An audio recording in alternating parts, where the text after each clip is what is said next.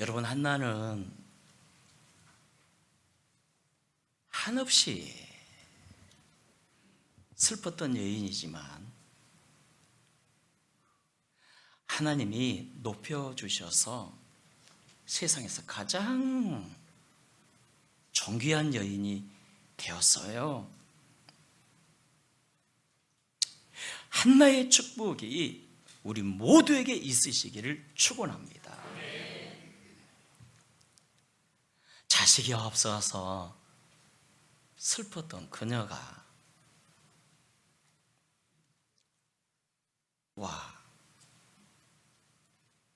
자식이 없으니까 남편이 후처를 얻었어요.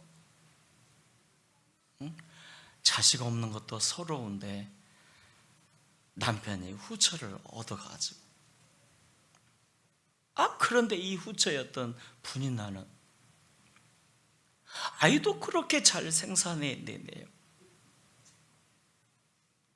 같이 잠만 잤다 하면 아이가 생산되고, 응? 그런데다가 이 후처였던 분이 나는 성절머리도 아주 고약했어요.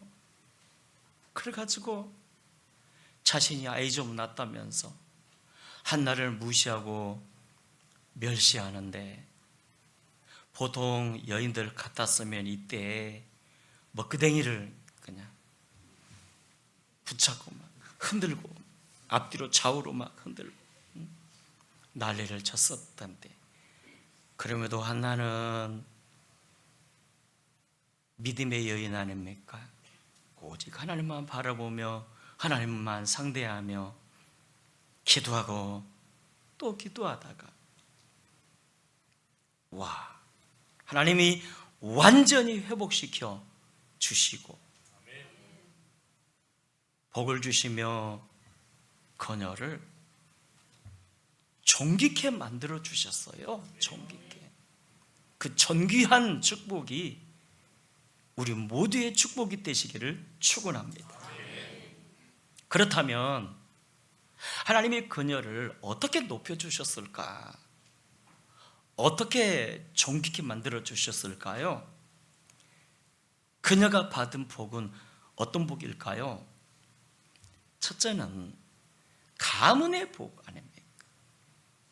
그 가문이 하나님께 복을 받았어요. 여러분, 믿음의 세계는 고백의 세계잖아요. 아멘의 세계잖아요. 아멘할 때 이루어집니다. 한나의 복이, 한나가 받은 가문의 복이 저와 여러분에게 그대로 성취되기를 축복합니다. 가문의 복을 받았어요. 여러분, 한나가 무자하던 그녀가 단순히 상속자를 얻었다 이 정도로만 보시면 안 됩니다. 영적으로 보셔야 됩니다.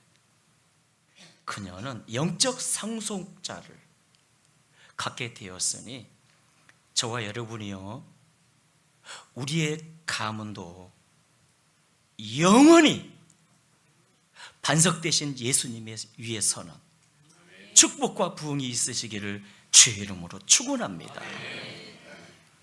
또한 한나가 받은 복은요, 이스라엘 부흥에 쓰임받는 복입니다. 이스라엘이 침체되었을 때 누군가 부흥의 사람이 필요합니다. 이때 주님의 눈에 띄는 사람이 있었으니 바로 한나 아니었습니까? 하나님이 한나를 통해 이스라엘의 그 부흥의 역사를 펼치셨어요. 이스라엘이 쇠퇴해졌을 때 그의 아들 사무엘을 통해서 부흥을 이끄셨어요. 또한 한나가 받은 복은요, 하나님이 그녀를 신앙의 모델로 세우셨습니다. 신앙의 모델로. 그래서 여러분, 다윗, 미국과 유럽 사람들이 가장 많이 짓는 이름 아닙니까? 데이빗. 우리 교회도 이 이름 가진 분이 있잖아요. 데이빗, 한 데이빗.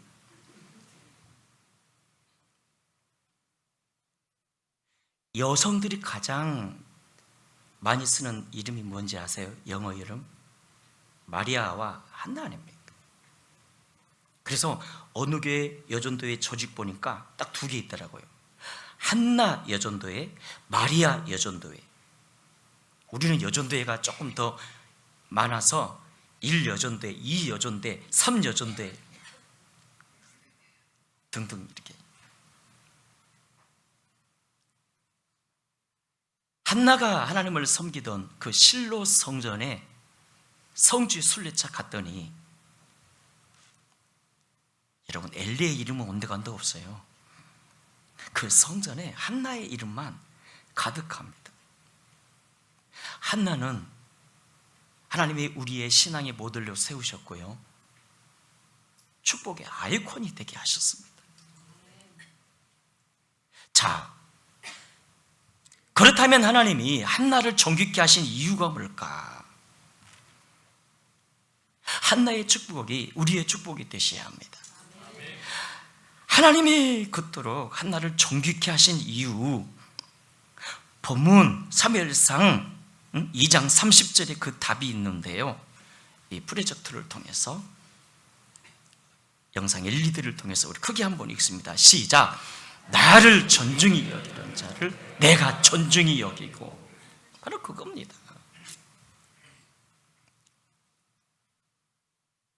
여러분, 한나는 하나님을 존중히 여기셨어요. 그래서 하나님이 그를 존중히 여기신 거 아닙니까? 그녀가 하나님을 존중히 여기니까 하나님도 그와 그 가문을 존중히 여겨주셨어요. 존중히. 그렇다면 구체적으로 그가 어떻게 하나님을 존중히 여겼을까요? 어떤 점이 그렇게 하나님 마음에 들었을까요? 첫째, 그는 달랐습니다. 하나님 섬기는 자세가요, 엘리 집과 달랐다는 겁니다. 여러분, 이 사무엘상을 쭉 봐보니까, 와, 하나님이 두 인물들을 대조적으로 우리에게 말씀하심에 교훈해 주시더라고요. 엘리 가문과 한나 가문, 사울 가문과 다윗 가문.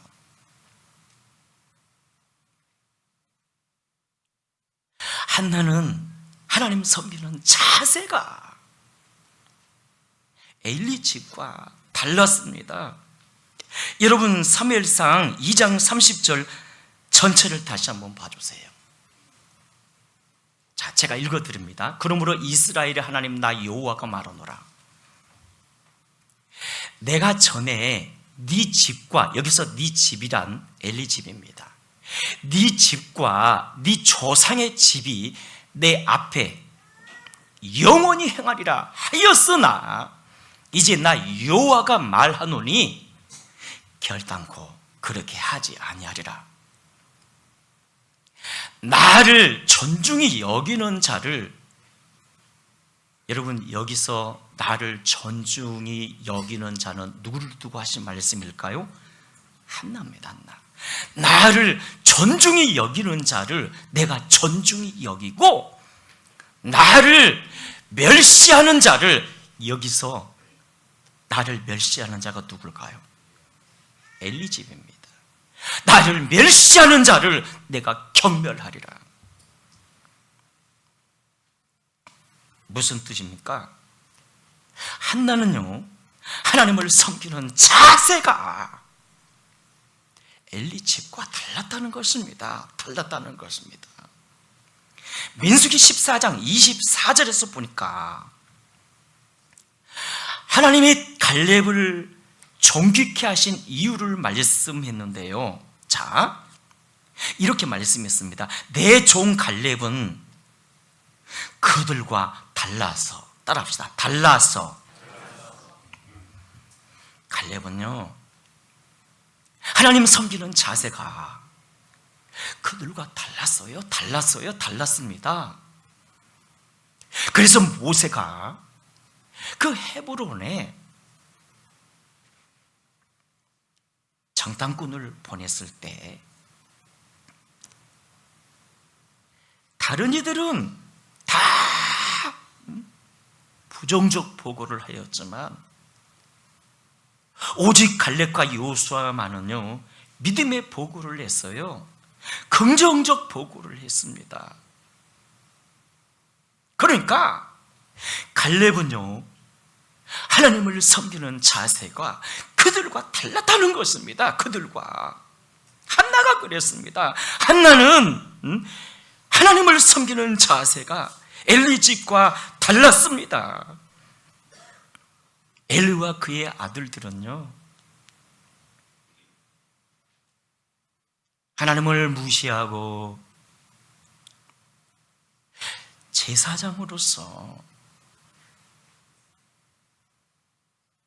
제사를, 예배를 성실하게 충성되게 섬겼어야 함에도 제사를 무시했어요. 멸시했다고요. 그러나 한나는 절기 때만 되면 최선을 다해 제물을 준비해서 그 실로에 있는 성전까지 올라가서 온 가족이 함께 제사를 드렸어요. 하나님을 경외했습니다. 바로 그 점이 달랐다는 겁니다. 둘째 한나는 기도가 달랐습니다. 엘리의 집과 기도의 자세가 달랐습니다. 여러분, 이스라엘에 영적 어둠이 왔을 때 제사장이라면 마땅히 기도했어야 합니다. 그렇잖아요.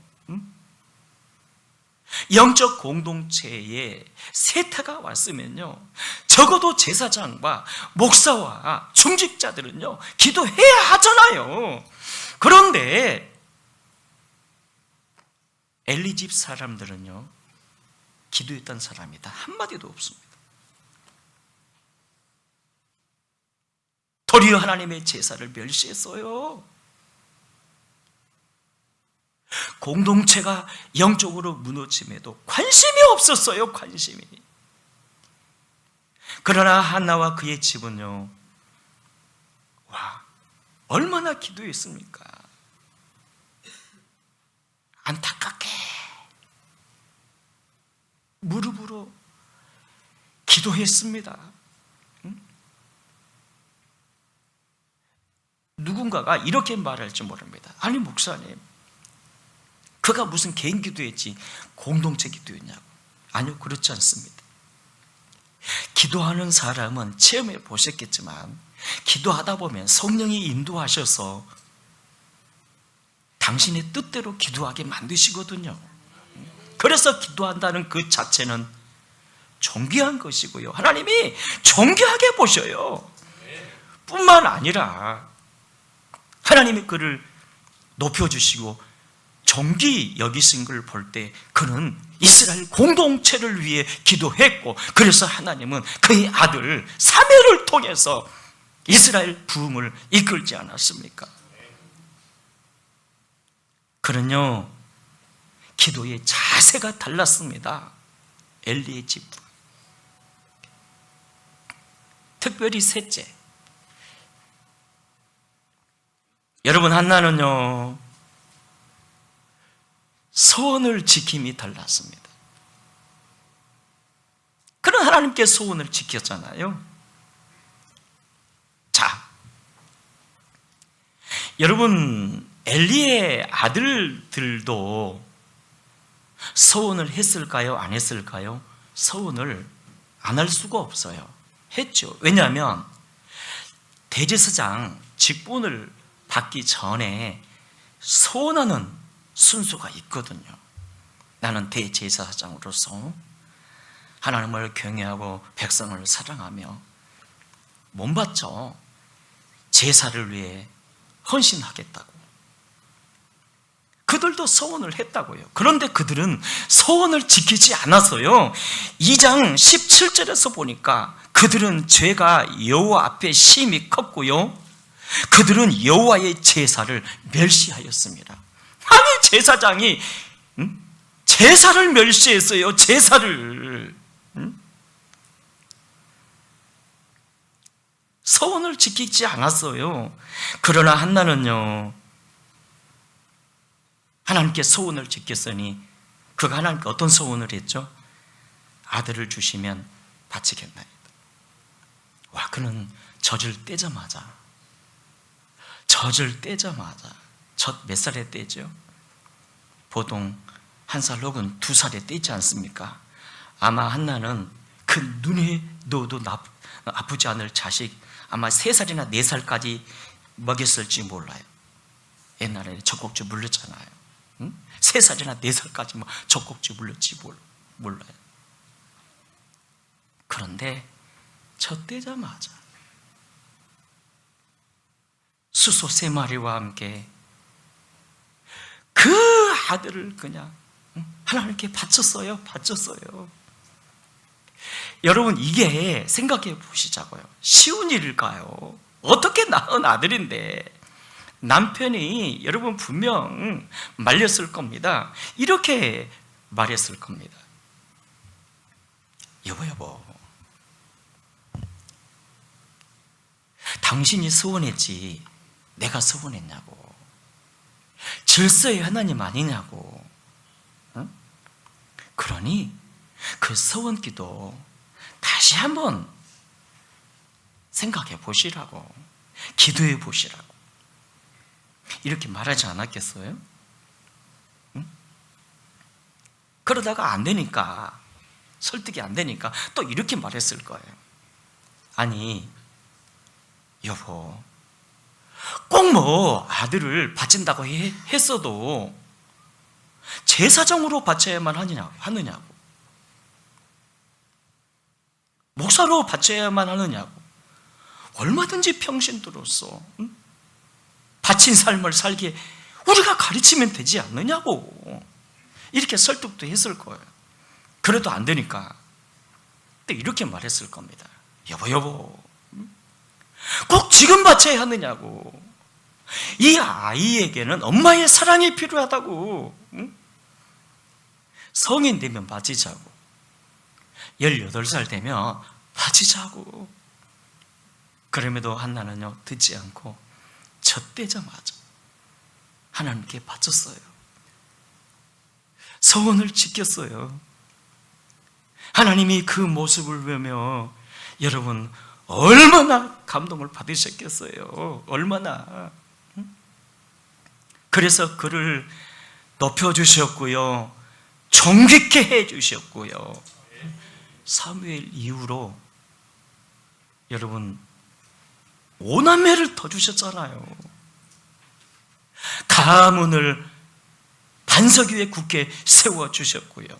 그 은혜가 너무 감사해서 하나님을 감사하고 노래했던 그 노래가 바로 오늘 본문 아닙니까? 2장 1절 봐주십시오. 한나가 기도하여 이르되 내 마음이 여호와로 말미암아 즐거워하며 내 뿔이 여호와로 말미암아 높아졌으며 내 입이 내 원수들을 향하여 크게 열렸으니 이는 내가 주의 구원으로 말미암아 기뻐함이니이다. 7절에 여호와는 가난하게도 하시고 부하게도 하시며 낮추기도 하시고 높이기도 하시는도다. 가난한 자를 진토에서 일으키시며 빈궁한 자를 거름더미에서 올리사 귀족들과 함께 앉게 하시며 영광의 자리를 차지하게 하시는도다. 땅의 기둥들은 여호와의 것이라 여호와께서 세계를 그것들 위에 세우셨도다. 한마디로 그의 노래가 무슨 노래인지 아세요? 감사의 노래이면서 이런 고백이에요. 하나님은 사람을 낮추시기도 하시고 높이기도 하시고 높이시기도 하시고 고난에 처하게도 하시며 존귀를 주기도 하시며, 그런데 하나님이 어떤 자를 존귀케 만드신다고요? 하나님을 존중히 여기는 자.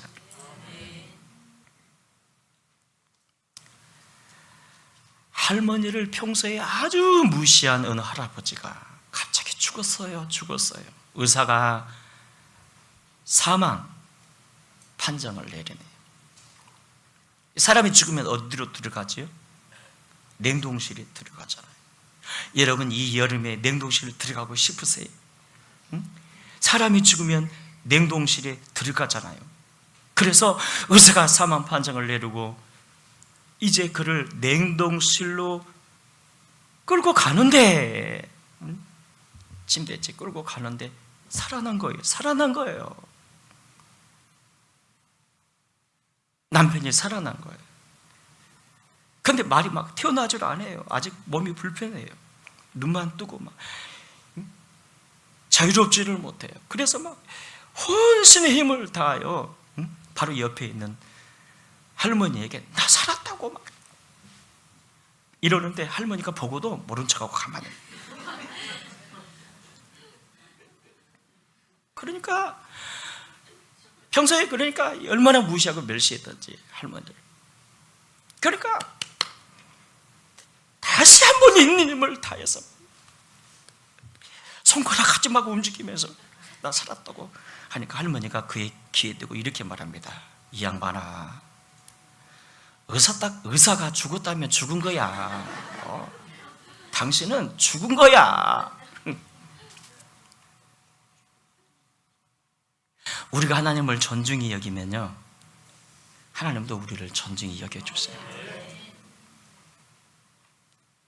우리가 하나님을 존중히 여기면요, 하나님도 우리를 어떻게 하신다고요? 존중히 여기세요. 하나님 섬기는 일을 여러분 소홀히 여기지 마세요. 시대가 흐를수록 사람들이 무슨 궤변을 늘어놓으면서 믿음만이 다라고 행위를 부정하는데 아니에요. 믿으면 삶이 따르잖아요. 하나님을 존중히 여기면, 우리가 하나님을 존중히 여기면요, 하나님도 우리를 존중히 여겨주세요. 오늘 말씀 여러분 기억하시면서 주여, 하나님을 존중히 여기는 나와 우리 가문이 되게 하옵소서. 한나의 가문처럼 복을 받는 우리 가문이 되게 하옵소서. 여러분, 찬양으로 결단하는 축복의 날이 되시기를 축원합니다.